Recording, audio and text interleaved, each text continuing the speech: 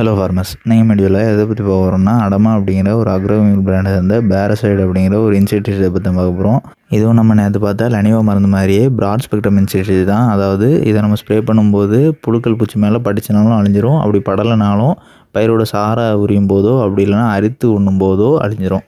First இதில் என்ன டென்லைன் இருக்குதுன்னு பார்த்துடலாம். இதில் 2 கெமிக்கல் கம்பைன் ஆகிருக்கு. ஒன்று நோவல்யூரான் 5.25% இருக்குது, இன்னொன்று எமாமெக்டின் பென்சோயேட் 0.9% இருக்குது. ரெண்டுமே SC ஃபார்மேட்டில் இருக்குது.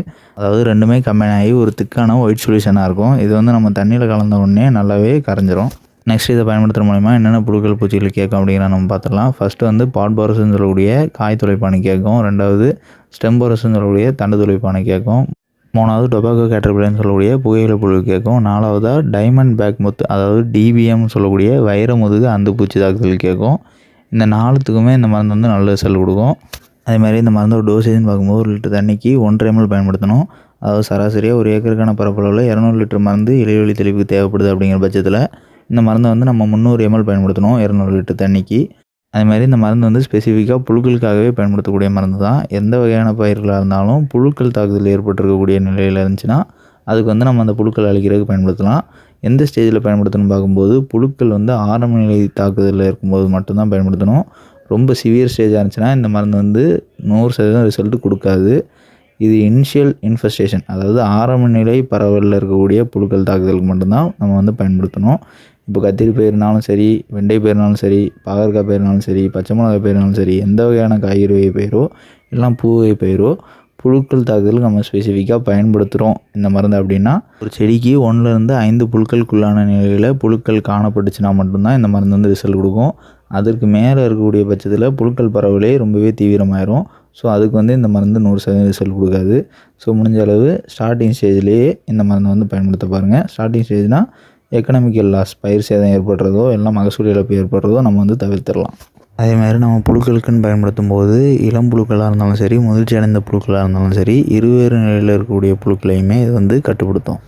அதேமாதிரி இந்த மருந்து நம்ம ஏற்கனவே சொன்ன மாதிரி இந்த காய்கறி வகை பயிர்களில் பெரும்பாலும் காய்ப்புழுக்களை கட்டுப்படுத்துறதுக்கு பயன்படுத்துகிறாங்க.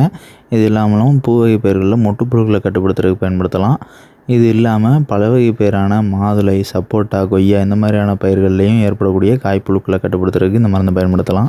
அதேமாதிரி இந்த மருந்து பயன்படுத்துகிற மூலயமா பயிர்களில் ஃபைட்டோடாக்சிட்டி ஏற்படாது. அதாவது ஃபைட்டோடாக்சிட்டி அப்படின்னா என்னென்னா, நம்ம கெமிக்கல் பெஸ்டிசைடு, அதாவது பூச்சிக்கொல்லி பயிர்கள் மேலே தெளிக்கும்போது பயிர் தாங்கலை, பயிருக்கு அந்த கெமிக்கலை அப்சர்வ் பண்ணி செயல்பட முடியலை அப்படின்னா இலைகளெல்லாம் அங்கங்கே சுருக்கமாக இருக்கும், இலைகள் பழுக்கக்கூடும். இந்த மாதிரியான சிம்டம்ஸ் இந்த பேரசைடு பூச்சிக்கொல்லியை பயன்படுத்துகிற மூலயமா ஏற்படாது. நம்ம சாதாரணமாக பயன்படுத்தக்கூடிய ப்ரொஃபனோவோஸ் 50% ஈசியோ இல்லைனா டைமெத்தோயேட் 30% ஈசியோ மருந்துகள் தொடர்ந்து பயன்படுத்தும் போது பயிர்களில் இலை சுருங்கிறது, இலைகள் பழுக்கிறது இந்த மாதிரியான சிம்டம்ஸ் ஏற்படும்.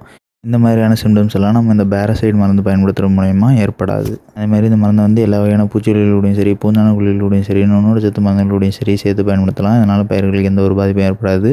அதேமாதிரி நம்ம சொல்லிக்கூடிய புழுக்கள் தாக்குதல் எந்த பயிரில் ஏற்பட்டுச்சுனாலும் அதுக்கு பயன்படுத்தலாம். நம்ம சொல்லிக்கூடிய பயிர்களுக்கு மட்டும்தான் பயன்படுத்தணுங்கிறது கிடையாது.